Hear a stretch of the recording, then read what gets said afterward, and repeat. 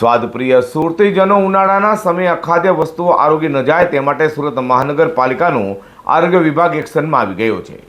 આરોગ્ય વિભાગે શહેરમાં 138 સ્થળોએ ખાણીપીણીના વેપારીઓના લારી ગલ્લા પર દરોડા પાડી 75 એકમોને નોટિસ આપવાની સાથે દંડ વસૂલ્યો છે। ઉનાળાના સમયે લોભિયાઓ અખાદ્ય પદાર્થોનું વેચાણ કરી શહેરીજનોના આરોગ્ય સાથે રમત ન રમે તેને લઈને સુરત મહાનગરપાલિકાના આરોગ્ય વિભાગ હરકતમાં આવી ગયો છે અને આરોગ્ય વિભાગના અધિકારીઓના એક્શન મોડ વચ્ચે ટીમ એ વિવિધ ખાણીપીણીની લારી પર દરોડા પાડ્યા હતા।